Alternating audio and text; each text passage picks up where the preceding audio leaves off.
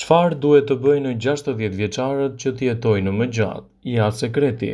Kur kapni të 60-at, mund të keni shumë kohë që të merrni edhe më shumë përfitime për veten tuaj. Dhe ajo që është më e rëndësishme është fakti se ju duhet të kujdeseni më shumë për shëndetin tuaj në këtë moshë në një aspekt tjetër. Dëgjoni me vëmendje disa këshilla të cilat duhet t'i zbatoni për një jetë të gjatë dhe më të shëndetshme sipas Eating Well. Para se të fillojmë, bëni një like videos dhe ju lutem klikoni subscribe, do të na ndihmonit shumë. Nuk është kurrë vonë për të nisur jetën e shëndetshme. Mos mendoni që vetëm se jeni 60 vjeç, trupi juaj nuk ka më shpresë. Përkundrazi, me kujdesin e duhur ju mund të eliminoni dëmin që mund t'jenë shkaktuar organizmit tuaj. Një nga dëmet më të mëdha që pengojnë jetëgjatësinë është se mendimi mund të jetë i ndryshëm, prandaj mos e bëni. Filloni të ecni ose të merreni me aktivitete fizike minimalisht për 2 orë në javë. Jepuni kohën e duhur mendjes suaj. Stresi, siç e keni thënë, është një nga vrasësit e heshtur, dëmet e të cilit nuk i vini re derisa të jetë tepër vonë. Kur kapni të 60-at, qetësohet, dhe ritmi nuk është aq i ngarkuar. Këto janë kushtet perfekte për të marrë me shëndetin e mendjes. Nuk thonë kot një mendje e shëndosh në një trup të shëndosh. Gjeni kohë të kujdeseni për trupin tuaj. Mos e lini edhe trupin tuaj që të dalë në pension vetëm sepse ju nuk punoni më. Ushqehuni me produkte të shëndetshme dhe merruni me aktivitete fizike. Organizmi juaj do ju di për nder. Mos e lejoni që të plogështohet, pasi kështu muskujt dhe kockat fillojnë edhe të degradojnë. Mendoni pozitivisht për procesin e plakjes dhe gjithmonë sigurohuni të ndiqni edhe gjërat të cilat janë vërtet pozitive. Studimet e fundit sugjerojnë që nëse keni një qasje pasive ndaj plakjes, ju arrini të zgjasni jetën tuaj me 7 deri në 8 vite, prandaj mos u shqetësoni nëse vitet shtohen. Mendoni vetëm për gjërat që keni arritur në jetën tuaj deri në këto momente. Mos neglizhoni gjithashtu takimet me mjekun tuaj. Ajo çka është e rëndësishme është se në çdo moshë edhe tani duhet jeni gjithashtu të durueshëm dhe të bëni kontrolle të shpeshta tek mjeku juaj. Duke qenë se trupi nuk funksionon si më parë dhe shqetësimet shëndetësore fillojnë të shfaqen gjithmonë edhe më shumë, duhet të kryeni vizita të shpeshta tek mjeku përkatës dhe të mbani gjithçka nën kontroll. Edhe për shqetësimet më të vogla duhet jeni të vëmendshëm ndaj asaj që trupi juaj është duke paralajmëruar për të evituar gjithashtu edhe komplikacionet që lidhen me shëndetin e dobët. Mos harroni të bëni analizat e duhura.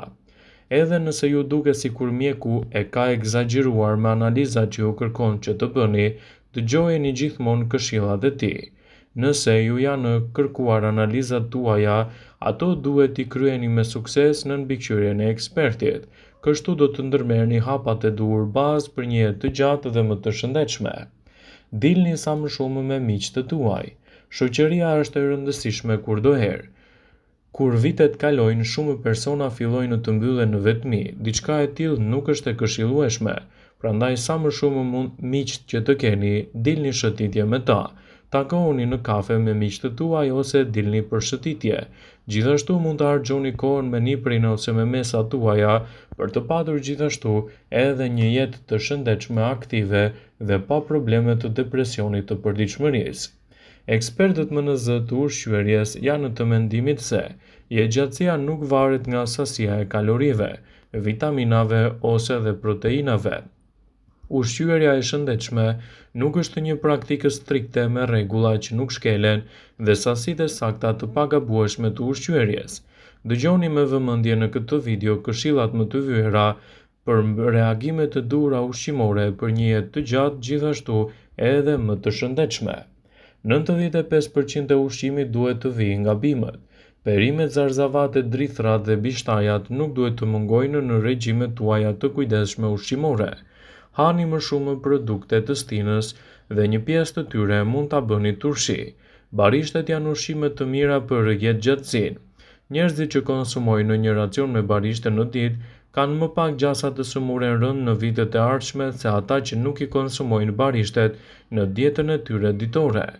Mishi nuk duhet të konsumohet më shumë se 2 herë në javë. Përpiquni të konsumoni të paktën 5 racione të vogla të mishit në muaj. Zgjidhni mishin e pulës, qingji ose deri nga ferma të mira organike, të ushqyera kryesisht në natyrë. Konsumojeni peshkun një herë në javë. Njerëzit që konsumojnë barishte dhe ushqime bimore duke përfshirë këtu edhe sasi të vogla të peshkut në ditë jetojnë edhe më gjatë. Sardele dhe merluci janë zgjedhje të shkëlqyera sepse nuk janë të ekspozuara ndaj mërkurit ose metaleve të tjera të rënda, të cilat mund të ndikojnë negativisht në shëndetin tuaj të përgjithshëm. Të paktën në vezë duhet t'i keni pjesë të dietave tuaja.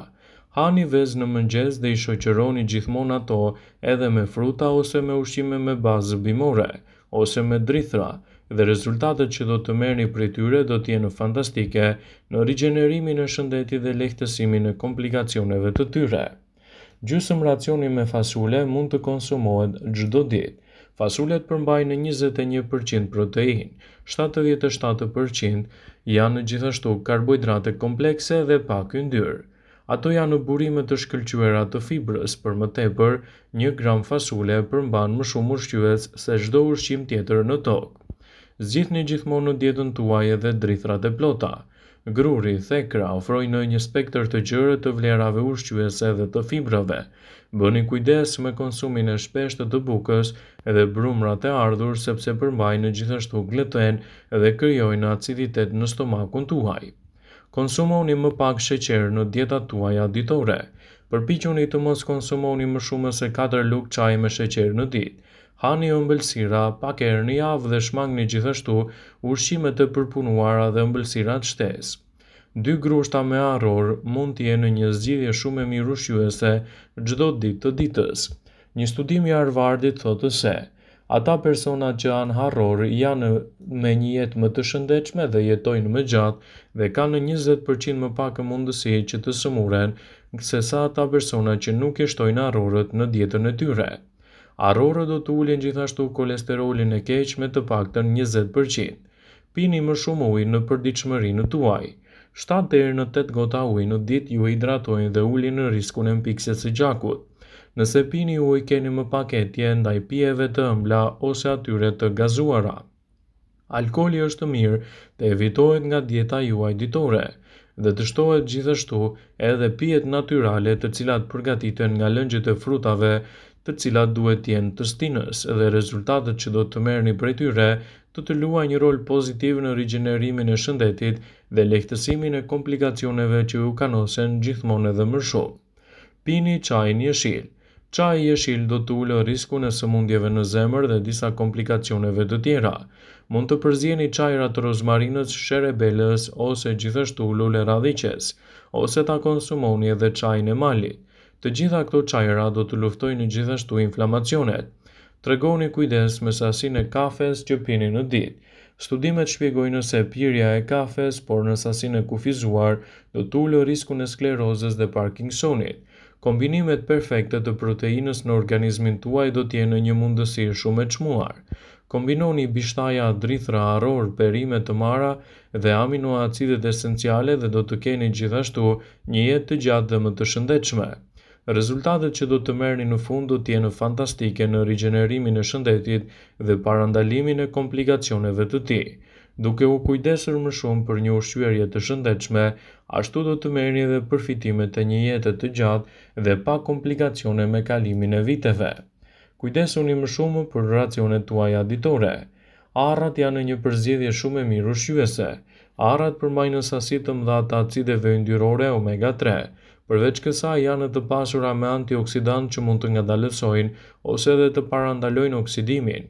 Ushqimet e pasur me antioksidant mund të mbrojnë gjithashtu qelizat nga dëmet të shkaktuara prej plakjes.